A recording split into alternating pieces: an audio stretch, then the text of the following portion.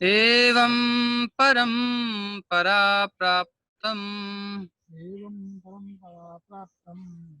इमं राजर्षयो विदुः सकाले नेह महता योगो नष्टः परन्तपः एवं परम्परा प्राप्तम् इमं राजर्षयो विदुः सकाले नेह महता योगो नष्टः परन्तपः। इस प्रकार ये परम विज्ञान गुरु परंपरा द्वारा प्राप्त किया गया और राजर्षियों ने इसी विधि से इसे समझा, किंतु कालक्रम में ये परंपरा छिन्न हो गई, अतः ये विज्ञान यथारूप में लुप्त हो गया लगता है। तो पीछे हमने श्लोक में सुना, भगवान ने बताया कि जो पीछे मैं तुमको ज्ञान दिया, ये जो दे रहा हूँ, इमम ज्ञानम, ये जो ज्ञान है, योगम प्रोक्तवान अहम अव्ययम, अव्यय ज्ञान है और मैंने इसको कहा, सूर्यदेव के प्रति कहा, उन्होंने मनु को कहा, मनु ने इक्ष्वाकु को कहा। तो ये मनु ने इक्ष्वाकु को, सूर्यदेव ने मनु को, मनु ने इक्ष्वाकु को, ऐसी परंपरा से नीचे आ रहा था। एवं परंपरा प्राप्तम इमम, इमम ये जो ज्ञान है ये परंपरा से आ रहा था। कौन सी परंपरा थी वो? राजर्षयो, राज ऋषियों की परंपरा थी। तो दो परंपरा हो गई, एक तो ऋषियों की, भक्तों की, और एक राज ऋषियों की, जो मैनेजमेंट में होते हैं, जो मतलब शासक वर्ग है, जो कंट्रोल कर रहा है, उसमें होते हैं जो राजा लोग हैं। राजर्षि शब्द है, ये सब बड़े इंपॉर्टेंट शब्द हैं, थोड़ा सा इस पर विचार करेंगे क्योंकि सब इम्पोर्टेंट हैं। तो एक तो ये परंपरा से प्राप्त है, जैसे पिछले श्लोक में परंपरा बताई गई। परंपरा किसकी थी? बोले राजर्षियों की परंपरा थी। और इसका तात्पर्य प्रभुपाद जी लिख रहे हैं, वहीं से लेते हैं। यहाँ स्पष्ट कहा गया है कि गीता विशेष रूप से राजर्षियों के लिए थी। क्यों? क्योंकि वे इसका उपयोग प्रजा के ऊपर शासन करने में करते थे। कल भी हमने ये बात को समझा। क्यों शासनाध्यक्षों के लिए क्यों होती है? ताकि वो शिक्षा, संस्कृति, क्योंकि कंट्रोलिंग पावर उनके पास है। सरकार कुछ बड़ा प्रोजेक्ट कर सकती है, एक व्यक्ति नहीं कर सकता। इसी प्रकार से शासनाध्यक्ष कृष्ण भावनामृत विद्या का प्रचार करने के लिए होते हैं। इसलिए ताकि ये जो बहुत अच्छी चीज होती है, इम्पोर्टेंट चीज है, वो मास लेवल पर होनी चाहिए। जैसे कि कोरोना की दवाई मान लो निकले, अब इसमें ब्लैक मार्केटिंग खूब होगी, लोग धन कमाने के लिए घूमेंगे, बट वो आसुरी सभ्यता है। हमारी वैदिक सभ्यता में क्या था? न्याय, शिक्षा और चिकित्सा ये फ्री थी। इसका कोई, जैसे कि आजकल शिक्षा के लिए पैसा देना पड़ता है, नहीं तो क्लास में एडमिशन नहीं होगा बल्कि निकाल देंगे। न्याय के लिए तो स्पष्ट देना ही पड़ता है, पैसा नहीं है तो न्याय नहीं मिलेगा, आजकल की स्थिति है। और चिकित्सा तो जानते ही हैं, चिकित्सा में कितना पैसा लगता है। दवाइयों का बड़ा भयंकर कारोबार है, ब्लैक मार्केट है, और क्या कहते हैं, इसमें माफिया है पूरा। तो हमको ये समझना है, हमारे वैदिक काल में ऐसा नहीं था। शिक्षा देख लो, गुरुकुल में गुरुजी कुछ लेते नहीं थे। बाद में गुरु दक्षिणा की बात आती थी, अंत में जा करके, शुरू में नहीं था कुछ। नित्यप्रति जाते थे अपना भिक्षा आदि करके, गुरु भी सरल रूप से रहते थे और शिष्य भी उसी प्रकार से शांति में सत्वगुणमय जीवन जीते थे, ऐश्वर्य कुछ नहीं। तो इस प्रकार से न्याय राजा के पास जाते थे, घंटा बजाते थे। विक्रमादित्य का न्याय प्रसिद्ध है। जो जेन्युइन राजा हैं वो तुरंत न्याय देते थे। अब युधिष्ठिर महाराज की सुन लीजिए। युधिष्ठिर महाराज के यहाँ घंटा लगा हुआ था, न्याय कोई भी चाहे किसी भी समय घंटा बजा सकता है, उसे न्याय तुरंत मिलेगा। तो ऐसी व्यवस्थाएं थी पहले सब। तो न्याय निःशुल्क मिलता था और तुरंत मिलता था। आजकल तो पीढ़ी बीत जाती है, आदमी मर जाता है तब उसका फैसला होता है, ऐसा भी होता है। खैर, ये सब कुरीति कुरी मतलब कुव्यवस्थाएं हैं, इनको सुधरना चाहिए। जैसे भी हुई तो अंग्रेजों की बनाई हुई व्यवस्था सब धराशायी कर दिया हमारा। कुछ मुगलों ने किया, उसके बाद अंग्रेजों ने किया, पुर्तगालियों ने किया, सब ने आकर के खूब लूटा है। निकलने में टाइम लग रहा है, लगेगा थोड़ा, कोई बात नहीं, लेकिन जिंदे हैं ये बहुत बड़ी बात है। संस्कृति बची हुई है अभी। खैर, हम आगे पहुंचते हैं। तो शासन करने में, प्रजा में जो उपयोग करते थे, शासन करते थे, उन राजर्षियों के लिए बहुत इंपॉर्टेंट था, क्योंकि वो सही होंगे, वो समझदार होंगे, वो विश्व का कल्याण किस में ही जानेंगे, तभी तो विश्व का कल्याण करेंगे। अपने राज्य का कल्याण कब करेगा राजा, जब उसे कुछ पता होगा। वो विषयी होगा तो फिर विषय भोग ही करेगा। नंदों के वंश को चाणक्य ने क्यों ध्वस्त किया? विषयी हो गया था, लूट खसोट कर रहा था। तो चाणक्य ने कहा इसे अपदस्थ करना है। चंद्रगुप्त को उस गद्दी पर बिठाया और उसको नीचे उतार दिया। तो इस प्रकार से कहीं कुछ गड़बड़ होती है तो उसको ध्वंस करने की व्यवस्था भी है। तो निश्चय ही भगवत गीता कभी भी आसुरी पुरुषों के लिए नहीं थी, ये राजर्षियों के लिए थी। क्यों? क्योंकि जिनसे किसी को भी इसका लाभ नहीं मिलता। अगर आसुरी पुरुषों के लिए होती ना गीता, तो वो बिल्कुल, असुरों की देवताओं की क्या पहचान है? असुर लोग अच्छा काम करना नहीं चाहते, उल्टा ही करेंगे। और कदाचित कुछ अच्छा उनको लग रहा है तो अकेले अकेले करना चाहेंगे। अपने को, अपने परिवार वालों को लाभ मिले, सबको नहीं बांटना चाहेंगे। असुरों की एक एक पहचान है। याद होगा कथानक जब बताया था कि असुरों ने और देवताओं में जो भेदभाव था ब्रह्मा जी का। कहते हैं कश्यप नंदन, दोनों कश्यप नंदन हैं, दिति और अदिति के पुत्र हैं। कि ब्रह्मा जी से कहते हैं कि देखिए पितामह, हम दोनों भाई भाई हैं, एक ही पिता की संतान हैं, फिर आप भेदभाव क्यों करते हैं? हमें देवताओं की पक्ष लेते हैं, उनकी बात सुनते हैं, हमारा पक्ष नहीं लेते। तो कहते हैं देखो भाई, बात ऐसी है, तुम सब एक ही पिता के पुत्र हो, किंतु स्वभाव तुम्हारा अलग है, इनका अलग है। क्या है वो पता चल जाएगा। पहले पहले थोड़ा प्रसाद साथ पालो, फिर बात करेंगे। भोजन के लिए पंगत लगाई, पर्दा लगा दिया बीच में, ऐसा मान लीजिए। और असुरों से कहा जो जो भोजन उधर परोसा जा रहा है, सामने से आ रहा है बराबर, एक सी प्लेटें हैं, एक से सब कमंडल, सबके पानी के स्थान, और एक सा ही सबके पकवान। लेकिन जब प्रारंभ करने के लिए कहा गया तो उससे पहले उनके हाथ में एक लकड़ी बांध दी गई। हाथ मुड़ ना पाएंगे कैसे? दोनों की स्थिति समान है। कहा पाइए, प्रारंभ कीजिए। अब असुर चक्कर में कि ये कौन सा तरीका है खाने का, ये क्या करे? बोले यही तो परीक्षा है, पाइए। देवताओं की भी यही हालत है। पाने की बात जब करी, अब असुर चक्कर में उनकी बुद्धि में ये बात है ही नहीं कि कैसे पा सकते हैं। वो खुद को भोगने के चक्कर में सब मुझे मिल जाए, तो वो उछालते रह गए, कुछ करते रह गए। कहाँ जाएगा? हाथ ही नहीं जाएगा, मुड़ेगा तो। देवताओं ने बड़े प्रेम से पाया, पेट पर हाथ फेरा, दूसरा वाला बायां। अगस्त्यं कुंभकर्णं च शमी च बड़वानरं भोजनं पाचनार्थाय स्मरेत् भीम च पंचकम। मतलब इतना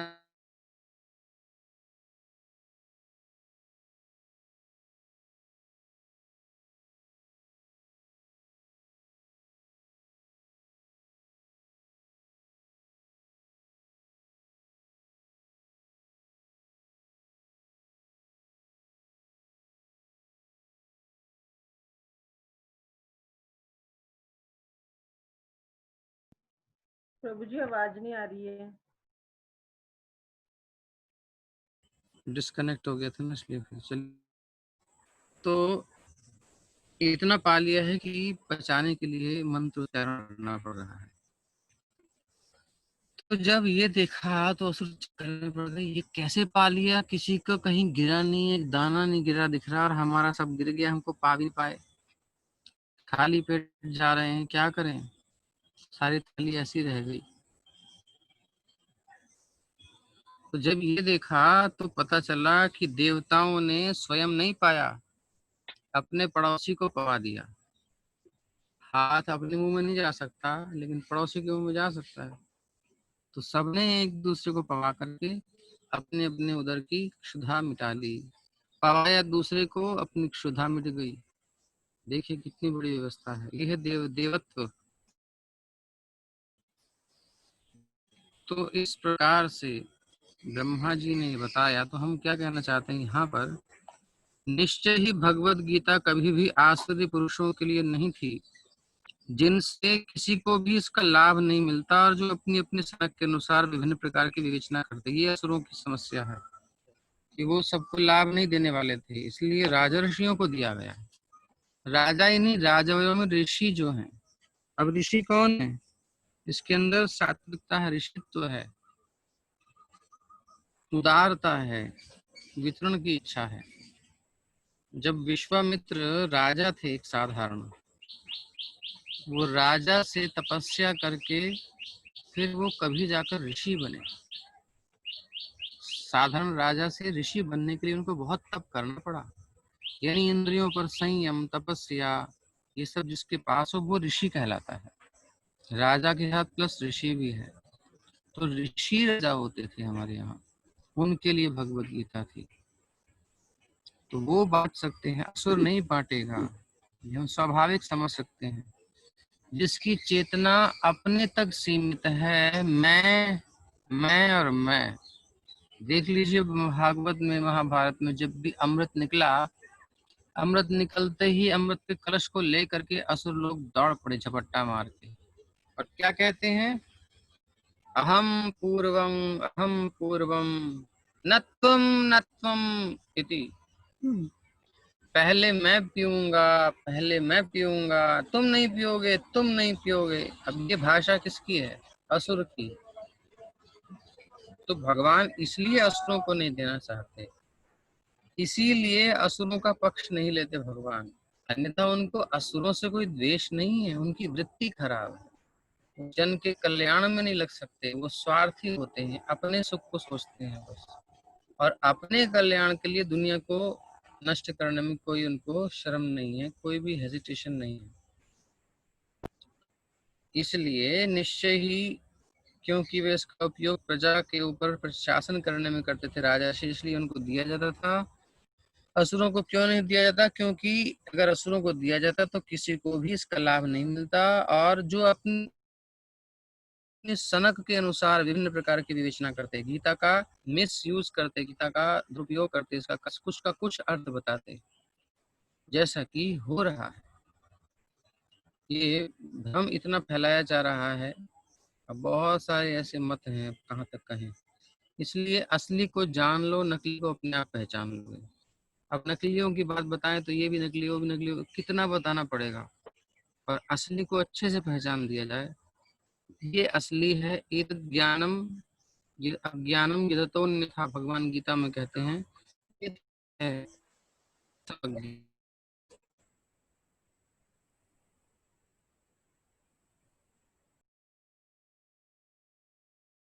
जो सत्य है उसको समझ लेना चाहिए, जो सत्य नहीं है नेचुरली असत्य है, इसलिए ध्यान से समझना चाहिए। तो अपनी अपनी सनक के अनुसार विभिन्न प्रकार की विवेचना करते असुर लोग। इसलिए जैसे ही असाधु भाष्यकारों के निहित स्वार्थों से गीता का मूल उद्देश्य उच्छिन्न हुआ। अब प्रश्न हो रहा है कि परंपरा जब ये आ रही थी इस प्रकार से, राजर्षियों की परंपरा में आ रही थी, तो ये लुप्त कैसे होगी परंपरा राजर्षियों की, उसका उत्तर दे रहे हैं प्रभुपाद। जैसे ही असाधु भाष्यकारों के निहित स्वार्थों से गीता का मूल उद्देश्य उच्छिन्न हुआ, यानी खत्म हुआ, वैसे ही पुनः गुरु परंपरा स्थापित करने की आवश्यकता प्रतीत हुई। तो असाधु भाष्यकार गीता की व्याख्या जैसे भगवान से सुनी है, जो भगवान की इच्छा है, उनका मंतव्य है, उनको जान करके एज इट इज यथारूप में न सुना करके अपना कुछ घुसेड़ देना बीच में, ऐसे कहना पड़ेगा। जगह नहीं है लेकिन फिर भी जबरदस्ती ठूसना। जैसे सूर्य के समक्ष हमें क्या, सूर्य को देखने के लिए एक व्यक्ति क्या था कि उसको, उसके अंदर कुछ पावर्स थी, तो पिता ने कहा ये बाहर जाएगा तो गड़बड़ हो जाएगी, तो उस बच्चे को बचपन से ही नीचे अपना तहखाने में पाला। उसको लाइट दिखाई नहीं, कभी सूर्य रोशनी दिखाई नहीं, कुछ ऐसा था उसके साथ। तो उसने कहा ये समाज में जाएगा तो उसका शोषण करेंगे लोग, उसका मिसयूज करेंगे। तो उसको कहा ठीक है बेटा, यहीं पे यही हमारा सब कुछ है, इससे बाहर लेके नहीं जाते थे वो। ऐसी व्यवस्था करी उन्होंने पूरी। अब वो 20 साल का हो गया अंडरग्राउंड, तो उसका जो है फिर दोस्तों से, किसी दोस्त, एक दोस्त बन गया उसका धीरे धीरे बड़ा होने के बाद। वो दोस्त आता मिलने, बोले तुझे अंधेरे में यहाँ रहता है, कुछ तुझे लगता नहीं निकलने की इच्छा? की बोले अब यहीं पे रहता हूँ, पापा कहते हैं यहीं सब कुछ है, बाहर कुछ नहीं है, ऐसे ही है। नहीं नहीं, बाहर बहुत अच्छा है, चल तो सही, सूरज को देख कितना सुंदर सूरज होता है, तो निकल तो सही। तो कहता था चलते हैं, लालटेन जला करके और चलता है। बोले ये क्या कर रहा है? अरे सूरज को देखने के लिए लालटेन तो चाहिए ना, अब यहाँ से कुछ दिखता नहीं लालटेन के बगैर। अरे मूर्ख, सूर्य को देखने के लिए लालटेन नहीं चाहिए, वो खुद ही सबको प्रकाशित करता है। तो ऐसे ही गीता सूर्य के समान है।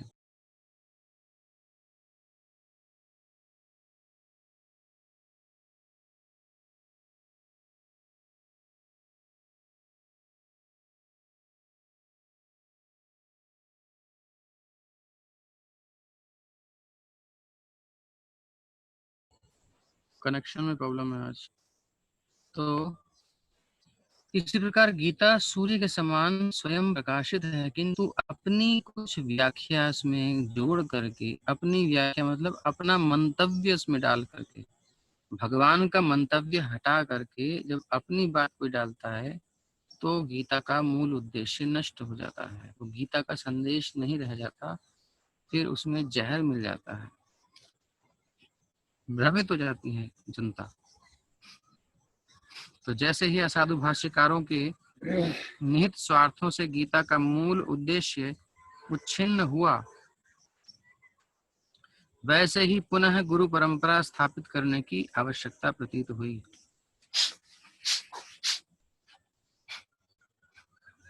तो 5000 वर्ष पूर्व भगवान ने स्वयं देखा कि गुरु परंपरा टूट चुकी है, अतः उन्होंने घोषित किया कि गीता का उद्देश्य नष्ट हो चुका है।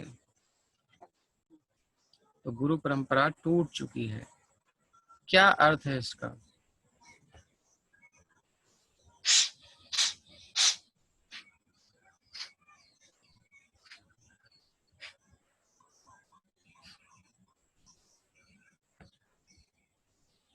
इसका अर्थ है, भगवान श्री कृष्ण का संदेश भगवत गीता में जो सार रूप में है, वो है जितना भी मैंने उपदेश दिया है तुमको अर्जुन, सर्वधर्मान परित्यज्य, मैंने सब कुछ बता दिया तुमको। कर्म योग, ज्ञान योग, ध्यान योग, सब योग बता दिए, कई विधियां बता दी, कई प्रकार की बातें बताई। बट अल्टीमेट क्या है तुम करना? अगर तुम सीधा पकड़ लो तो तुम्हें अन्य बिंदुओं को स्पर्श करने की आवश्यकता नहीं, क्रम पूर्वक आने की जरूरत नहीं, या आना है तो कहाँ पहुंचना ये भी क्लियर होना चाहिए। रास्ते बहुत बता दिए, तरीके बहुत बता दिए आने के, ट्रेन से आओ, बस से आओ, कार से आओ, पैदल भी आ सकते हो पद यात्रा करते हुए, बाइसिकल साइकिल यात्रा कर लो, ये मोटरसाइकिल की यात्रा कर लो, अलग अलग तरीके बता दिए, हेलीकॉप्टर से आ जाओ, प्लेन से आ जाओ, कहीं से आ जाओ, लेकिन कहाँ पहुंचना है यही नहीं पता, तो फिर सारी यात्रा बेकार हो गई। सारी पद्धतियां योग की यदि यही नहीं पता कि योग का लक्ष्य क्या है, तो सब व्यर्थ हो गया, घूमता रहेगा आदमी उसी में। तो इसी प्रकार आज जितने भी ज्ञान की दुकानें खुली हुई हैं, और मतलब बहुत सारी चीजें चल रही हैं अध्यात्म के नाम पर। लक्ष्य ही नहीं पता तो फिर व्यर्थ है सब। लक्ष्य क्या है, गीता का उद्देश्य क्या है? गीता का मतलब सारे वेदों का, कल हमने सुना, भगवान के श्वास से वेद उद्भूत हुए हैं, प्रकट हुए हैं। इससे निश्वसिता वेदा, तो भगवान के ही मुख से, श्वास से ये गीता प्रकट हुई है। तो वेद में इसमें कोई भेद नहीं है। वेद अपरोक्ष नहीं परोक्ष है और गीता अपरोक्ष है। ये बिल्कुल जो अल्प बुद्धि वाले हैं उनको सरल करके बता दिया, सीधा सीधा भगवान ने खोल के। वेदों में बहुत बुद्धिमान लोगों को अपनी खोपड़ी लगानी पड़ेगी, ढूंढना पड़ेगा कन्हैया को।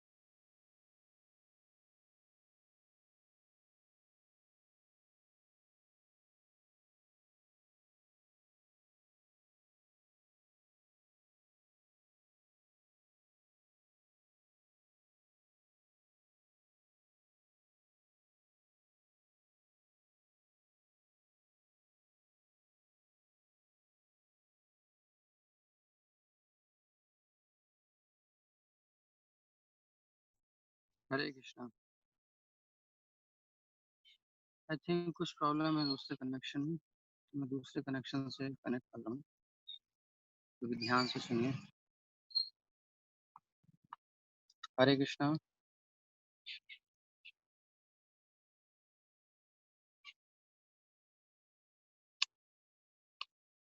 हरे कृष्णा। हरे कृष्ण नंदन प्रभु जी।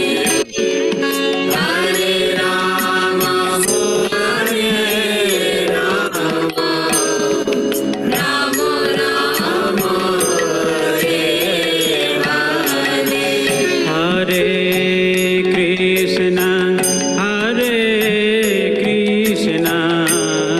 कृष्ण कृष्ण हरे हरे हरे राम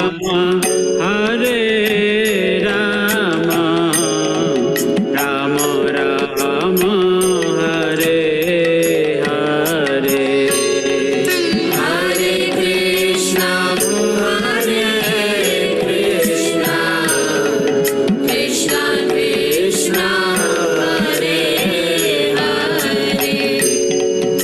हरे राम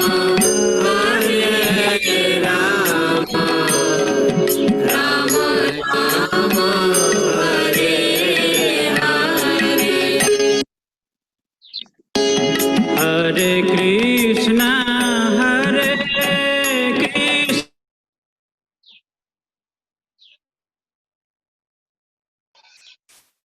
हरे कृष्णा। हरे कृष्ण बाबू जी। हाँ, वो कनेक्शन में कुछ प्रॉब्लम है, दूसरे कनेक्शन से कर रहा हूँ। तो हम क्या कह रहे थे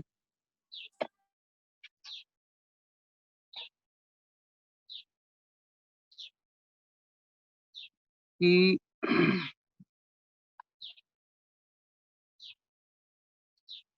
जैसे ही गुरु परंपरा खंडित हुई, उसको स्थापना करने का पूरा उद्देश्य हो गया दोबारा से, क्योंकि उद्देश्य मैं बता रहा था। हाँ, तो उन्होंने घोषित किया कि गीता का उद्देश्य नष्ट हो चुका है। उद्देश्य क्या है, गीता का सार क्या है? भगवान गीता में कहते हैं, सर्वधर्मान परित्यज्य और माम एकम शरणम व्रज। एकमात्र मेरी शरण में आ जाओ, मुझसे अपना मन लगा दो, कहीं भी मन नहीं होना चाहिए। मन मना भव मद भक्तो मद्याजी माम नमस्कुरु।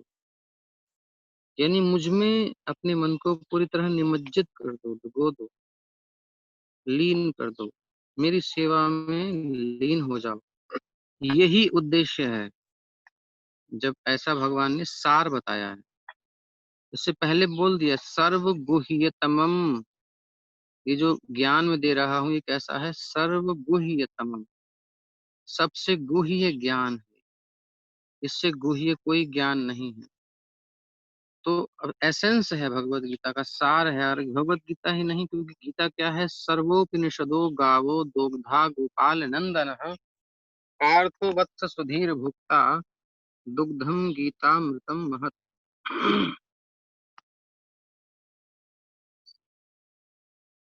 तो सब उपनिषदों का सार है, यानी वेदांत का, वेद का सार है। और उसका भी सार क्या है, भगवान की शरणागति, भगवान में अपने मन को लगा देना। अगर ये उद्देश्य है गीता का, तो अगर ये उद्देश्य किसी संस्करण में नहीं मिल रहा, तो उसका मतलब वो गड़बड़ है उसमें। अतः उन्होंने घोषित किया कि गीता का उद्देश्य नष्ट हो चुका है।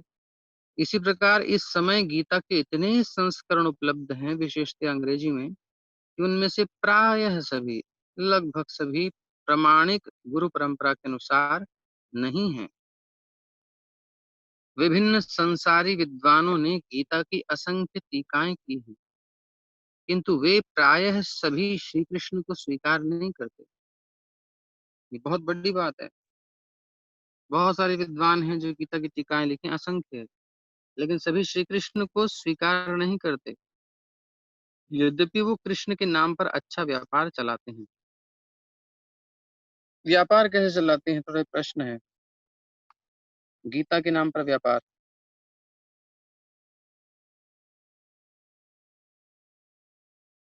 गीता के नाम पर व्यापार ऐसे चलता है कि गीता के ऊपर टीका लिखी गई है। कोई व्यक्ति अपनी टीका स्वयं लिखेगा, अपने कोई सिद्धांत लिखेगा, तो उसकी बुक बिकेगी नहीं मार्केट में इतनी। लेकिन अगर उसने गीता पर लिखी है और गीता के बहुत बहुत पॉपुलैरिटी है, तो जितने लोग गीता से कनेक्टेड हैं और उस पर कोई भाष्य आता है, तो सब पढ़ना चाहते हैं। तो गीता के नाम पर अपना व्यापार लोग चला लेते हैं। भले ही उसने कबाड़ा लिखा हो, लेकिन अगर गीता का नाम है तो उसका व्यापार अच्छा चल जाएगा। और जबकि वो चाहता है कि कृष्ण को हटाकर स्वयं को स्थापित करना। ऐसा बहुत हो रहा है। कौन कौन से भारत में ही हैं, विदेशों में तो हैं ही, बहुत हैं, जो तोड़ मरोड़ के गीता के शब्दों का अर्थ करते हैं और अपने आप को, कोई तो कहता है कि उस समय कृष्ण थे, वो गुरु थे, अभी हम गुरु हैं, हमारी शरण लो। उस समय कृष्ण ने कहा कि माम एकम शरणम व्रज, तो वो कृष्ण नहीं बोल रहा है, वो जो अजन्मा कृष्ण है उसके अंदर बैठा हुआ वो तत्व बोल रहा है। उस समय वो गुरु तत्व थे, तो आज हम हैं, इसलिए हमारी शरण में लो। स्पष्ट रूप से बोलते हैं इस प्रकार से। ऐसे आसुरी वृत्तियों वाले लोग भी बैठे हैं जो श्री कृष्ण को हटा देना चाहते हैं, द्वेषी हैं, इसलिए उद्देश्य को नष्ट कर रहे हैं।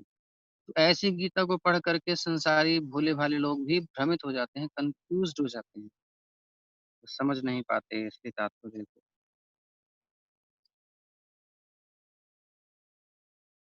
तो उनमें से प्राय सभी प्रामाणिक गुरु परंपरा के अनुसार नहीं है, जबकि भगवान भी इसी श्लोक में बता रहे हैं परंपरा प्राप्तम इमम, ये परंपरा से प्राप्त ज्ञान है।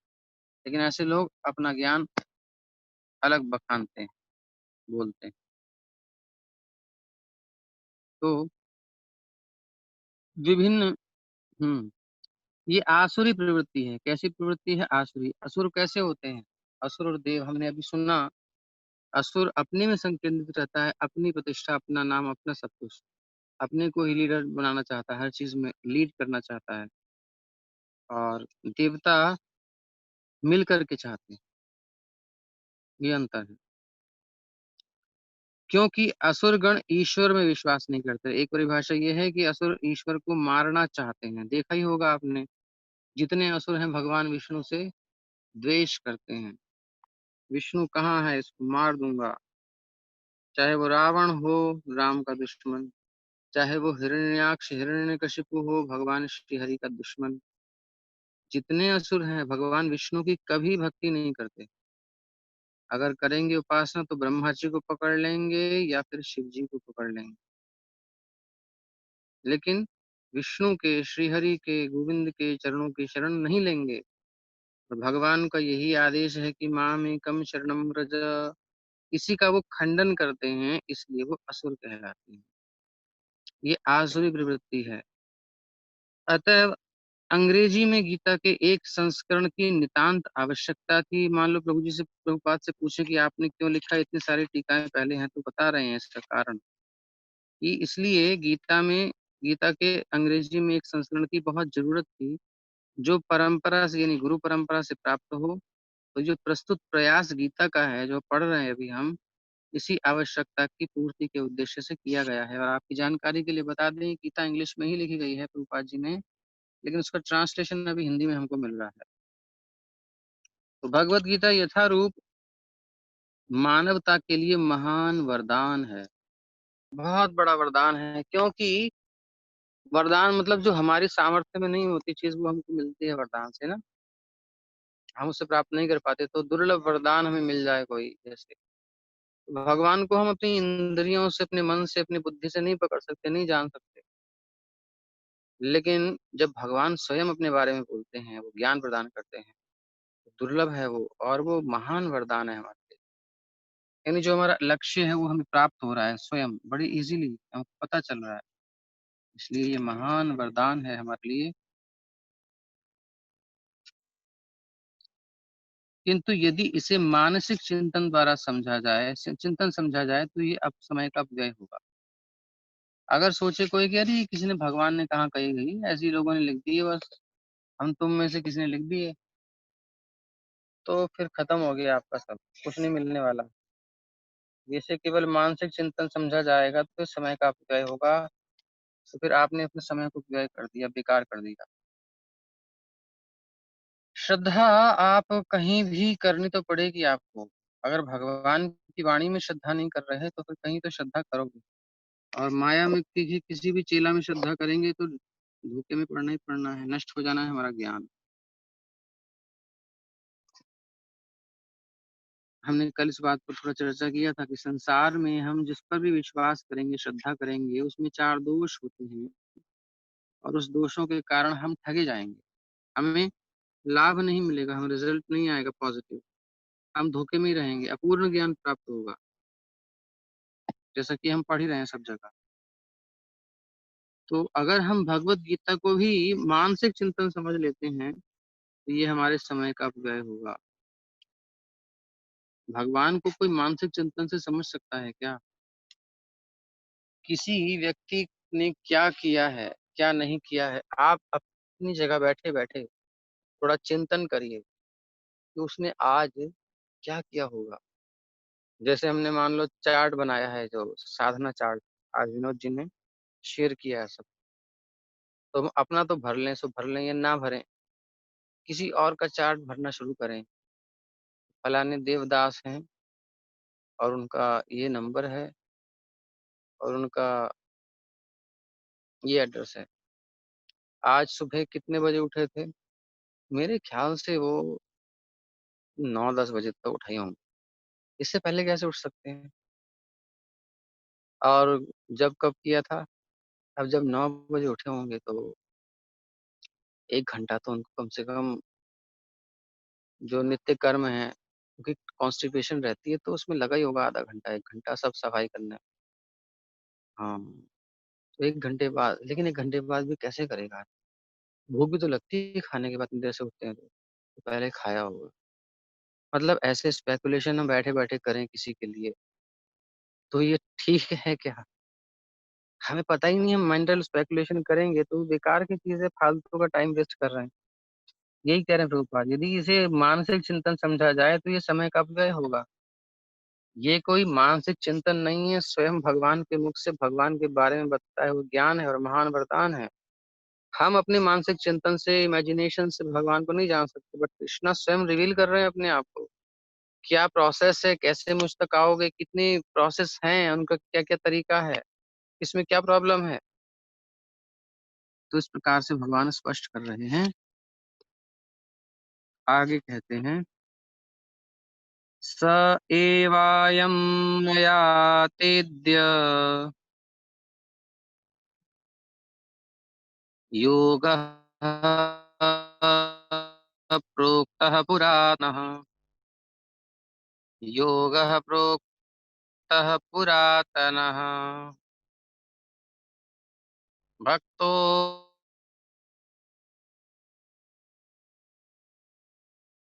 भक्तोऽसि मे सखा चेति। रहस्यं ह्येतदुत्तमम्।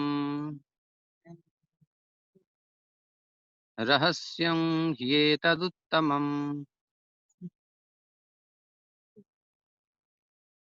भगवान कह रहे हैं कि वो जो योग सूर्य देव को मैंने दिया था और जो नष्ट हो गया था राजर्षियों की परंपरा में, ही परंतप सा एव अयम, वही योग, वो ही, सा एव, वो ही, अयम, ये जो ज्ञान है, मया, मेरे द्वारा, ते दे, तुम्हारे लिए, आज, अद्य, प्रोक्त, पुरातन, ये जो योग है, योग विद्या है मुझसे जुड़ने की, बहुत पुरातन है, अत्यंत प्राचीन है, परफेक्ट है। एक बार बना दिया तो बना दिया। भगवान की हर क्रिएशन परफेक्ट होती है।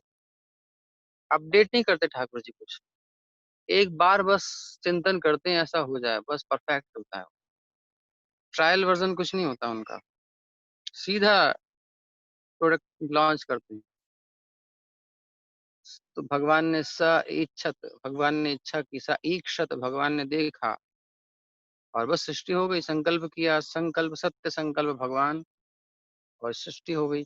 जब सूर्य है, एक बार सूर्य बना है, एक ही सूर्य बना है, उसमें कोई प्रॉब्लम नहीं आई। सूर्यदेव को उपदेश दिया है तो कितने समय से इनका प्लेनेट बढ़िया से चल रहा है, कोई प्रॉब्लम नहीं आई और आगे भी नहीं आने वाली है। ऐसा सफल इनका प्रोडक्ट होता है। चंद्रमा है, कोई समस्या नहीं आ रही चंद्रमा। हर नियम बनाया भगवान ने प्रकृति का, उसे खोजने वाले वैज्ञानिक बाद में खोजते रहे, वो अलग बात है। न्यूटन ने खोजा, किसी ने खोजा, लेकिन भगवान ने नियम बना दिया तो बना दिया। वो सब चल रहा है परफेक्टली, कुछ भी चेंज नहीं होता। कौन सी ऋतु के बाद कौन सी ऋतु आएगी, गर्मी के बाद बरसात आएगी, कभी बरसात के बाद गर्मी नहीं आई, है ना? उल्टा नहीं हुआ। वही रूल रहता है, चेंज सिस्टम वही रहेगा। तो जो कृष्णा ने बना दिया, परफेक्ट बनाया है, तो वही पुरातन, यानी परफेक्ट है तो पुरातन होगा ना, ओल्ड इज गोल्ड वाला हिसाब किताब। भगवान का सबसे ओल्ड एक्चुअली और गोल्ड है, परफेक्ट है तो पुरातन। तो मैं किसको दे रहा हूँ? ते तुम्हारे लिए। क्यों जी, क्यों दे रहे हैं हमें ही? बोले भक्तोसी में तुम मेरे भक्त हो, और सबसे बड़ी बात, सखा रूप से भक्त हो। च इति रहस्यम हेतु उत्तमम, इसलिए तुम मेरे रहस्य को समझ सकते हो। अच्छा, ये कारण है। असुर लोग इसको नहीं समझ सकते। क्यों नहीं समझ सकते? भक्त लोग समझ सकते हैं। क्यों समझ सकते हैं? क्योंकि द्वेष होता है असुरों में, जो कृष्ण को समर्पण नहीं करना चाहते, प्रेम नहीं करना चाहते, वो द्वेष करते हैं। अगर कृष्ण के नाम का दुरुपयोग करते हैं, अपने अपने नाम की प्रसिद्धि के लिए गीता पर उल्टी पुल्टी टीकाएं लिखते हैं, जितने भी देख लीजिए आज, अब नाम क्या लें, एक के बाद एक घटनाएं सुनने को मिलती रहती हैं। जिसने भी हिट होना होता है वो कृष्ण पर या फिर इस्कॉन पर या फिर कृष्ण भक्तों पर या ऋषि मुनियों पर, हिंदू धर्म पर, सनातन धर्म पर कुछ ना कुछ उल जलूल बकवास करने शुरू कर देते हैं। उनको पता है जब हम इसका नाम लेंगे तो हम सुपर हिट हो जाएंगे, हम बहुत आगे सबके सामने आ जाएंगे, इसलिए ऐसी ऐसी चीजें की जाती हैं। तो ये सब द्वेषी हैं, असुर हैं। अपनी प्रसिद्धि के लिए भगवान की निंदा करने में शर्म नहीं करते। तो इन असुरों के साथ क्या होना चाहिए?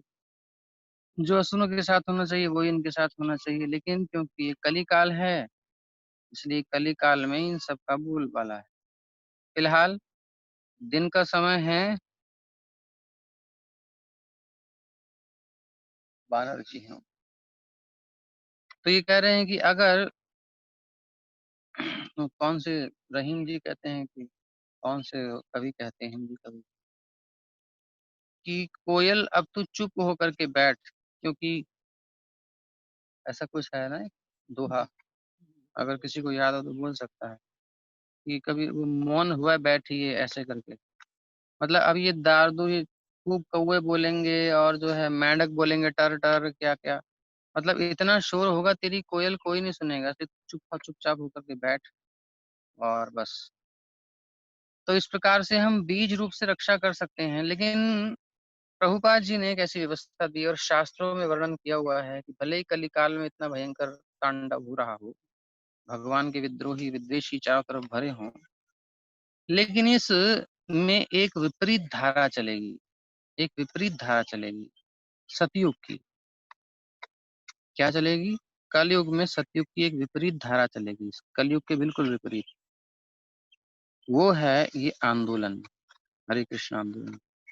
ब्रह्म वैवर्त पुराण में स्पष्ट लिखा हुआ है, गंगा जी जो हैं कहती हैं कि मैं ये पाप किसमें धोऊंगी, मतलब मेरे पे लोग आके पाप धो लेंगे लेकिन मैं किसको कैसे शुद्ध होंगी। तो वो कहते हैं भगवान की मेरे भक्त आएंगे तब तुम में स्नान करेंगे तो तुम पापों को शुद्ध कर देंगे, वो तुम्हें मुक्त कर देंगे। ऐसी भक्तों की महिमा होती है। मैं पहचानूंगी कैसे? बोले वो पूर्व में पापी रहे होंगे, ऐसा कुछ वर्णन आता है। तो आप देखिए इस्कॉन में जो भक्त बने हैं, प्रभुपाद जी जब विदेश में गए थे तो द्यूतम पानम यह सूना आदि चारों नियम को भंग करने वाले वहाँ के लोग थे ही नेचुरल। उनको प्रभुपाद ने प्योर किया, हरि भक्ति मिला करके शुद्ध किया और आज इतने सुंदर वैष्णव हो गए हैं कि संपूर्ण विश्व में प्रचार कर रहे हैं। जैसे कि इंग्लैंड के भक्ति विकास महाराज जी हैं, जय पताका महाराज हैं, परम पूज्य गोपाल कृष्ण महाराज हैं। ये सब मतलब कहाँ कहाँ से इनको लेके आए प्रभुपाद। भौतिक विषय जीवन में बिल्कुल भरे हुए हैं। हिज होलीनेस तमाल कृष्ण गोस्वामी महाराज, अभी उनका शरीर नहीं है, बट बहुत सुंदर टीचिंग्स है और बहुत ऐसी जगह फंसे हुए थे ये, जहाँ हम सोच भी नहीं सकते हैं। लेकिन कृष्णा कॉन्शियसनेस कितनी पावरफुल है कि उस निम्न स्तर से उठा करके और ऐसे हाईएस्ट लेवल पर बिठा दिया कि हम सोच भी नहीं सकते आज। प्रभुपाद जी ने दीक्षा दिया तो नाम था तमाल कृष्ण का, दीक्षा के बाद तो। और बहुत सुंदर प्रचार किया, उनके कोर्स इतने प्यारे प्यारे हैं। तो ये सब बातें स्पष्ट बता रही हैं। तो उसमें ब्रह्म वैवर्त पुराण के अनुसार वो पूर्व में पापी रहे होंगे और वो नित्य पुराण का पाठ करेंगे। तो अब भागवत को देखिए, रोज इस्कॉन में श्रीमद् भागवत का पाठ होता है, नियम है। ऐसे और लक्षण बताए हैं। तो ये एक विपरीत धारा चलेगी 10,000 साल तक इस कलयुग में। इस समय जितना हम एंट्री कर जाएंगे उनका तो काम हो गया, बाकी का कोई गारंटी नहीं। भयंकर कलयुग आने वाला है। इसलिए अभी तो एक सुरलीन कौर है तो कोई एक वो कौन सी वो फिल्म बनी है बुलबुल का, उसमें भी कुछ ऐसा सुनने में आ रहा है। ऐसे बहुत से आएंगे, अभी बहुत आएंगे, बहुत सारे कौवे काव काव करेंगे, इतने काव काव करेंगे कि बस क्या कहा जाए। तो उसमें ही ये विपरीत धारा चलेगी अंतर्राष्ट्रीय कृष्ण भावन मत संघ की, और 10,000 साल तक कोई रोक नहीं सकता, बढ़ेगा ये। लेकिन 10,000 साल के बाद फिर घोर कलयुग छाने वाला है। इसलिए भक्ति में डिले नहीं करना चाहिए, क्योंकि ये चांस निकल जाएगा।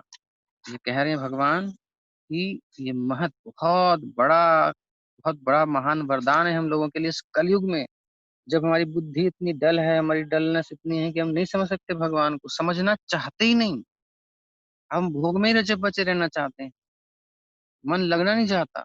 ऐसी भी स्थिति में भगवान स्वयं प्रकट होके उपदेश दिए हैं, प्रभुपाद जी के माध्यम से संपूर्ण विश्व में एनवायरनमेंट बनाए हैं, एक वातावरण बना है आज। इजी, अगर आप विदेश में जाओ तो आपको नहीं मिलेगा भक्ति का वातावरण, लेकिन इस्कॉन की जहाँ ब्रांचेस है वहां आप बच सकते हो, जीवन बचा सकते हो, नहीं तो बहुत भयंकर स्थिति है। तो ये बता रहे हैं कि ये ज्ञान जो है भक्त को दिया जा रहा है, क्योंकि भक्त ही इसे समझ सकता है, उसके अंदर द्वेष नहीं होता भगवान। हरे कृष्ण। तो मेरा नेट खत्म हो गया, शायद कुछ प्रॉब्लम आए। हम्म, तो मनुष्यों की दो श्रेणियां हैं, यानी कि इस रहस्य को भक्त समझ सकते हैं, अभक्त नहीं समझ सकते। इसलिए भगवान भक्तों को प्रेफर करते हैं ज्ञान, क्योंकि वो फिर डिस्ट्रीब्यूट भी करते हैं प्लस, और असुर लोग जो हैं मिसयूज करेंगे और अपने लिए काम करेंगे। जैसे कि गीता से, शास्त्रों से परमाणु बम बना रहे हैं, नष्ट करने के लिए कौन-कौन सी चीजें विज्ञान की यूज कर रहे हैं, मैनिपुलेट कर जा रहे हैं।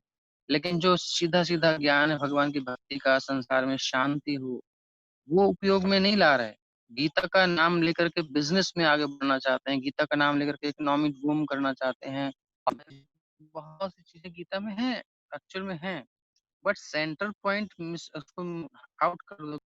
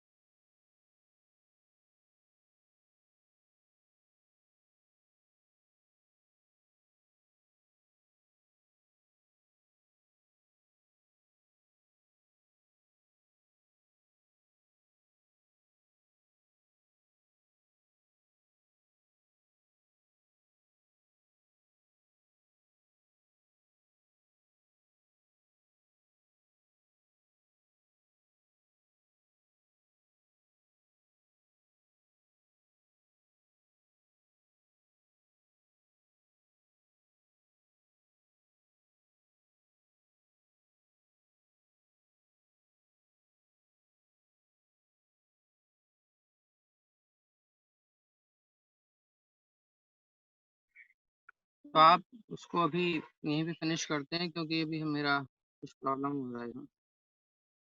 आप अपना कीर्तन कर सकते हैं अभी। भक्तों के लिए गीता है, अभक्त लोग समझेंगे नहीं, उनको द्वेष होता है, इसलिए भगवान ने अभक्तों के लिए नहीं, भक्तों के लिए बोली है, जो उनसे समझना चाहते हैं, द्वेष नहीं करते हैं। हरे कृष्ण की जय, विष्णु भगवद गीता यथारूप की जय।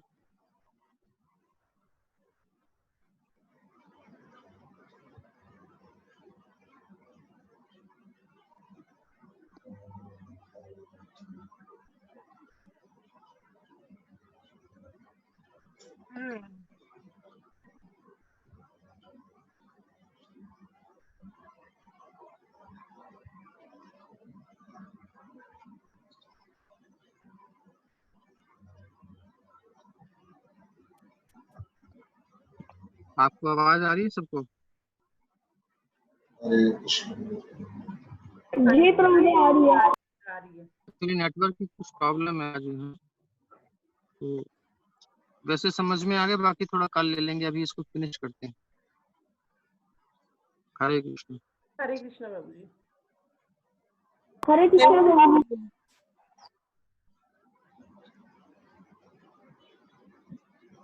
हरे कृष्ण।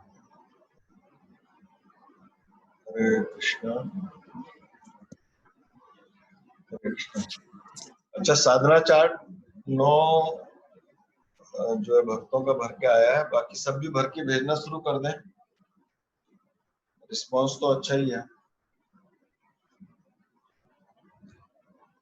क्योंकि यहाँ पर ये आप देख रहे होंगे इस तरह से स्कोर भी आ रहे हैं, इसमें चार्ट वगैरह सब कुछ बन जाएगा।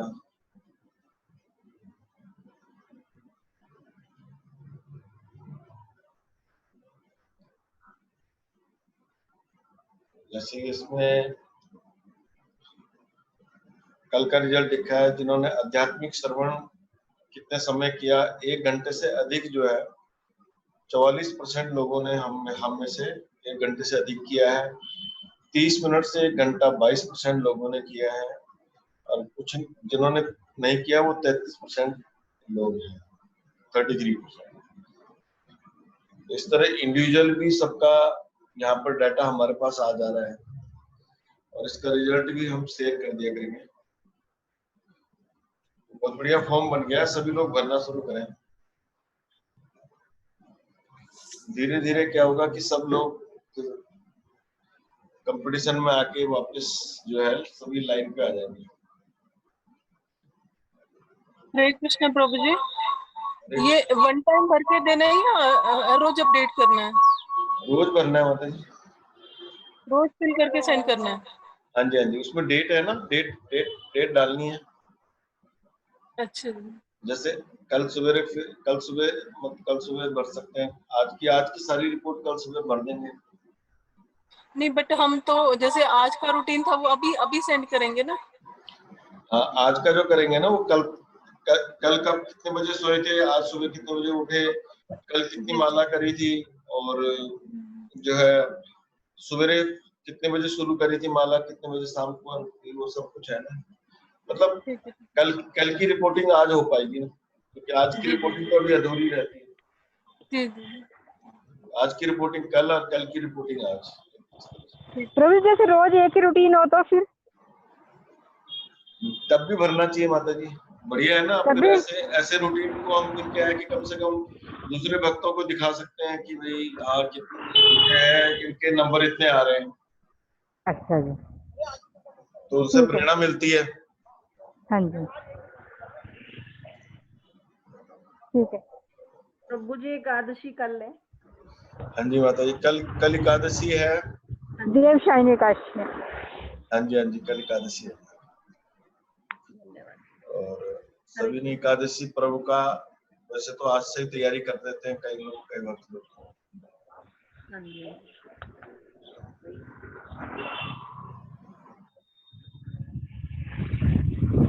चलिए फिर कल एकादशी पर्व बड़े धूमधाम से मनाएंगे सभी लोग।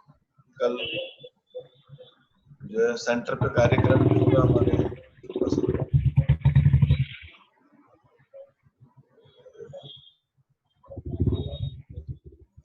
कल वहां से हम सेंटर से भी थोड़ी देर लाइव कर देंगे।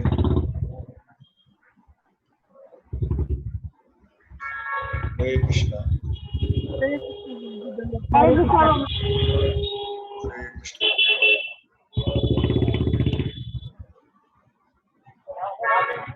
बेटा ध्यान से, बहुत ट्रैफिक हो रहा है।